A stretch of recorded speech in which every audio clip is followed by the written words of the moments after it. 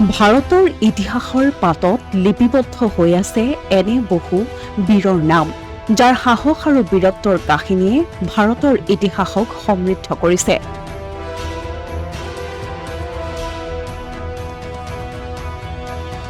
এই বীৰ যোদ্ধাসকলৰ মাজত এনে এজন প্ৰবল প্ৰতাপী বীৰ যোদ্ধা আছিল, যিজন বীৰ পুৰুষৰ নাম ভাৰতৰ ইতিহাসত সোণালী আখৰেৰে লিপিবদ্ধ। এই গাথা সেইজন বীৰ যোদ্ধাৰ, যাৰ নামত কঁপিছিল মোগল সম্ৰাট।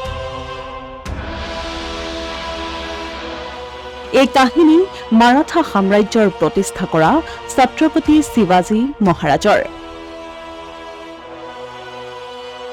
দেশমাতৃৰ বাবে নিজৰ জীৱন উচৰ্গা কৰিবলৈ সাজু থকা এজন প্ৰভাৱশালী শাসক আছিল ছত্ৰপতি শিৱাজী মহাৰাজ।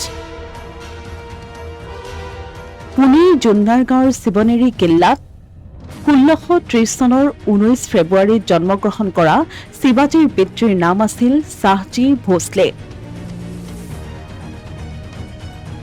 আৰু মাতৃ আছিল জীজাবাই। মাতৃ শিৱভক্ত হোৱা হেতুকে ভগৱান শিৱৰ নামেৰে তেওঁৰ নাম ৰাখিছিল শিৱাজী। শিৱাজীৰ পিতৃ বিজাপুৰৰ সেনাপতি হোৱা হেতুকে মাতৃৰ সৈতে শৈশৱৰ অধিক সময় তেওঁ অতিবাহিত কৰিছিল। ৰামায়ণ মহাভাৰতকে ধৰি হিন্দু ধৰ্ম গ্ৰন্থ তেওঁ শৈশৱৰ কালতেই পঢ়িছিল।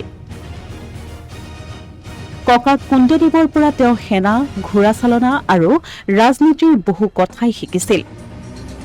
সেই সময়ত দিল্লী সহিতে ভাৰতৰ আধা ৰাজ্যত মোগলৰ শাসন আছিল। মোগল সম্ৰাট ঔৰংজেবৰ লগতে দক্ষিণ ভাৰতত আদিল শ্বাহ আৰু কুতুব শ্বাহৰ দৰে চুলতানৰ শাসন চলিছিল। ভাৰতৰ এখনো ৰাজ্য স্বতন্ত্ৰ হিন্দু ৰাজ্য নাছিল। দেশ ধৰ্মক বিপদত দেখি 15 বছৰ বয়সতেই ভাৰতক মোগলৰ হাতৰ পৰা মুক্ত কৰাৰ পণ লৈছিল ছত্ৰপতি শিৱাজীয়ে।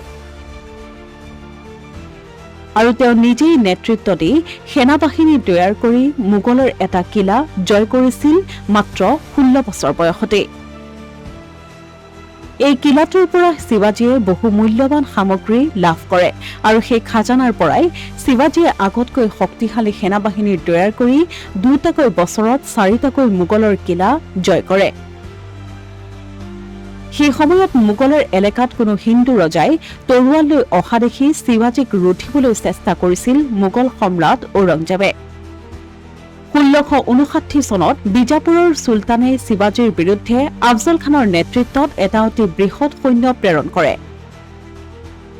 আৰু শিৱাজীক জীৱিত বা মৃত অৱস্থাত আনিবলৈ নিৰ্দেশ দিয়ে।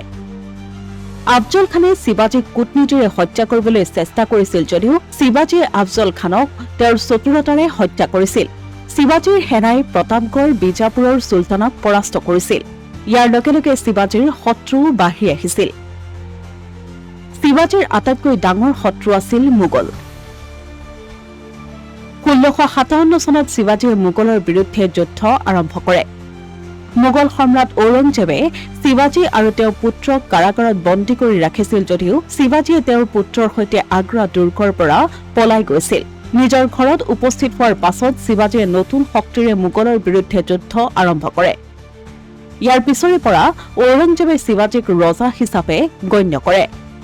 1674 চনত ছত্ৰপতি শিৱাজী মহাৰাষ্ট্ৰৰ একমাত্ৰ শাসক হয়। 1680 চনত 50 বছৰ বয়সত ছত্ৰপতি শিৱাজী স্বৰ্গগামী হয়। কিন্তু তেখেতৰ বীৰত্ব, পৰাক্ৰম আৰু বুদ্ধিমত্তা সদায়ে ভাৰতৰ ইতিহাসত অমৰ হৈ ৰল। ছত্ৰপতি শিৱাজীৰ পাছত আমি লৈ আহিম আন এজন ভাৰতীয় বীৰ যোদ্ধাৰ বীৰত্বৰ কাহিনী। Asomiya Pratidin digital desk.